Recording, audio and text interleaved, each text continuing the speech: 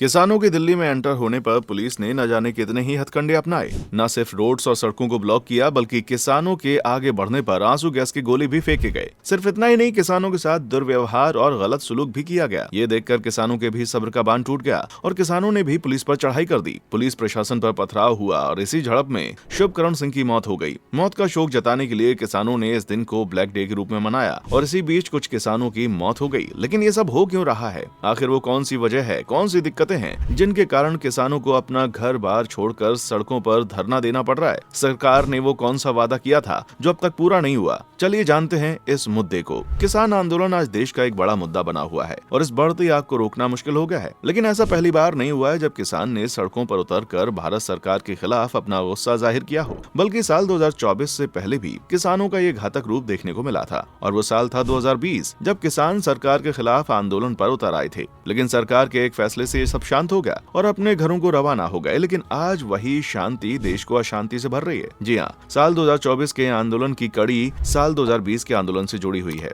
लेकिन कैसे, वो आपको बताते हैं। लेकिन उससे पहले वीडियो को लाइक और चैनल को सब्सक्राइब कर लें। तारीख थी 5 जून 2020, जब भारत सरकार की तरफ से 3 बिल पेश किए गए, जिनमें पहला था कृषक उपज व्यापार और वाणिज्य। इस कानून के तहत किसानों को अधिकार दिया गया था कि वो अपनी फसलों को सरकार को न बेचकर किसी भी दुकानदार, व्यक्ति, संस्था को बेच सकते हैं और अपनी फसलों की कीमत भी खुद ही तय कर सकते हैं। दूसरा कानून था कृषक सशक्तिकरण व संरक्षण, कीमत आश्वासन और कृषि सेवा पर करार अधिनियम 2020। ये कानूनन कॉन्ट्रैक्ट फार्मिंग से जुड़ा था। इसमें सरकार का कहना था कि किसान बुआई से पहले ही अपनी फसलों को किसी कॉन्ट्रैक्टर के साथ साइन कर सकते थे, इसलिए उन्हें खरीदारों को जगह ढूंढने की जरूरत नहीं होगी और इसमें अच्छा फायदा होगा। ये जब होगा, पहले ही डील फिक्स हो जाएगी, तो किसानों को फसलों के नुकसान या कम दाम की भी चिंता करने की जरूरत नहीं है। वहीं तीसरा कानून था आवश्यक वस्तुएं संशोधन अधिनियम 2020। इस कानून के अकॉर्डिंग जो व्यापारी था, सिर्फ एक ही निश्चित सीमा में कृषि उपज को स्टोर करके रख सकता था। यानी अगर व्यापारी चाहे तो वो ज्यादा से ज्यादा फसल को स्टॉक करके रखे, तो वैसा नहीं कर सकता था। इन तीनों ही कानून के पास करते ही किसानों का गुस्सा बाहर फूट पड़ा, क्योंकि जहां सरकार की नजर में ये बिल उनके फायदे के लिए सौदा था, वहीं किसानों को ये घाटे का लग रहा था। किसानों ने कहा कि इससे हमारा भला नहीं होगा। 24 सितंबर को पंजाब में किसानों ने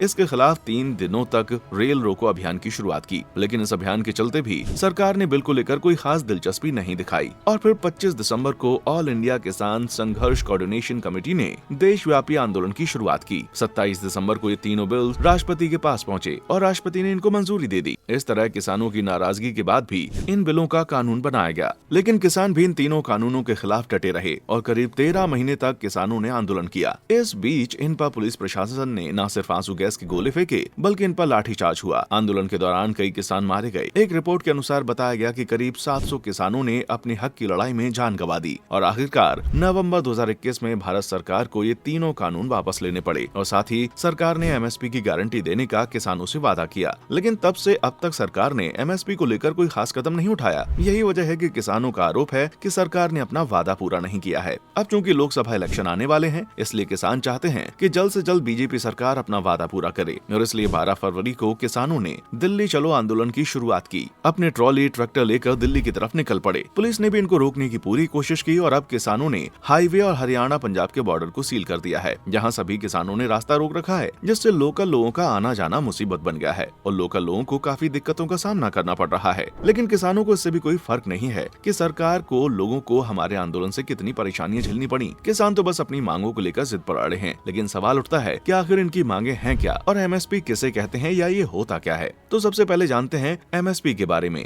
मिनिमम सपोर्ट प्राइस, ये वो निश्चित कीमत होती है जिसके अंदर सरकार किसानों से खाद्य पदार्थ खरीदती है। अब भले ही सरकार जिस देश में दाम पर फसलों को खरीद रही है, उसकी कीमत मार्केट में कितनी ही क्यों ना हो, यानी एमएसपी में जितनी निर्धारित रेट तय की गई, किसानों को उसी हिसाब से अपनी फसलें सरकार को बेचनी पड़ती हैं, चाहे फिर उनको फायदा हो या घाटा। लेकिन अब किसान एमएसपी को लेकर कुछ कानून बनाने के लिए जोर दे रहे हैं। इसकी वजह है एमएसपी में सरकार ने कहा था कि उन्हें 50% रिटर्न मिल जाएगा। लेकिन ऐसा किसान है जिनको लगता है कि 50% प्रॉफिट नहीं मिला, बल्कि इन्हें कम कीमत पर फसल बेचनी पड़ी। अब क्योंकि ये एक पॉलिसी है, ना कि कानून, इसलिए किसान अपने हक के लिए कोई बड़ा कदम नहीं उठा सकते। जबकि सरकार का कहना कहना है कि वो ऐसे ही एमएसपी को जारी रखेंगे और इन्हें प्रॉफिट का भी यकीन दिलाया जा रहा है। लेकिन किसान इसे कानून के रूप में चाहते हैं और किसानों का कहना है कि उन्हें लागत का करीब 1.5 गुना ज्यादा मिलना चाहिए। किसानों का कहना है कि सरकार जो कीमत देती है उसमें इनकी मजदूरी तक नहीं निकल पाती, इसलिए किसान अब लागत से 2 गुना ज्यादा कीमत देने की मांग कर रहे हैं। एमएसपी के अलावा भी किसानों की बहुत सी मांगे हैं, जैसे जिन किसानों ने पहले आंदोलन में अपनी जान गंवाई उनके घर वालों को मुआवजा दिया जाए। इतना ही नहीं, किसानों की मांग है उनके घर वालों में से किसी एक सदस्य को नौकरी भी मिलनी चाहिए। इसके अलावा लखीमपुर खीरी के जिन लोगों के साथ अन्याय हुआ उन्हें इंसाफ मिलना चाहिए। कृषि वस्तुओं, दूध उत्पादों, फल, सब्जियों और मांस पर आयात शुल्क को कम करने के लिए भत्ता बढ़ाया जाए। मनरेगा को बढ़ाया जाए। दिहाड़ी 700 रुपए होनी चाहिए। वहीं साल में करीब 200 दिन का रोजगार मिलना चाहिए। नकली बीज, कीटनाशक पदार्थ बनाने वाली कंपनियों के खिलाफ सख्त कदम उठाए जाने चाहिए। किसानों को पेंशन दी जाए। बिजली में सब्सिडी मिले। हल्दी, मिर्च, सुगंधित फसलों की खेती को बढ़ावा देने के लिए राष्ट्रीय आयोग की स्थापना हो। इनके अलावा भी किसानों की मांगे हैं जो सरकार के लिए मानना मुश्किल साबित हो रहा है। लेकिन क्यों? इसकी वजह है बजट। जी हाँ, किसानों की जितनी मांगे हैं उन्हें पूरा करने के लिए सरकार को एक बजट की जरूरत है। इन मांगों को पूरा करने के लिए सरकार को करीब 10 लाख करोड़ रुपए खर्च करने होंगे। लेकिन ये तो सिर्फ एमएसपी का है। अगर इसमें मुफ्त बिजली, सब्सिडी और मांगे शामिल की जाएं, तो बजट बैठेगा करीब 36 लाख करोड़। अब इतनी बड़ी कीमत किसानों पर खर्च करना नामुमकिन है। यही वजह है कि किसानों के आंदोलन और गुस्से की नाराजगी के बाद भी सरकार किसानों की सभी मांगे पूरी करने के लिए तैयार नहीं है। सबसे बड़ी परेशानी है एमएसपी को सरकार प्रावधान में जोड़ने में काफी मुश्किल महसूस कर रही है, क्योंकि सबसे बड़ी समस्या है कि इस कानून का पालन कैसे होगा। क्योंकि जो एमएसपी है वो फेयर एवरेज क्वालिटी है, यानी अगर फसल की अच्छी कीमत हुई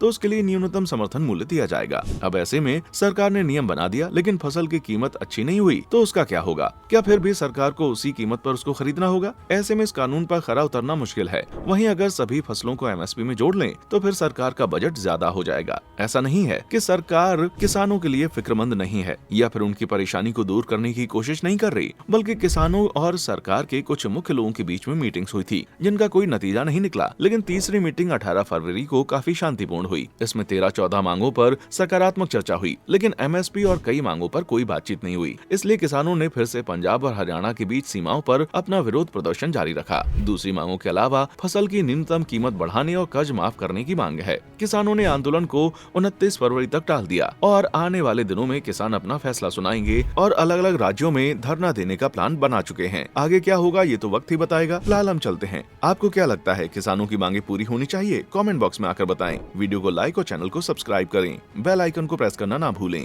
देखने के लिए शुक्रिया।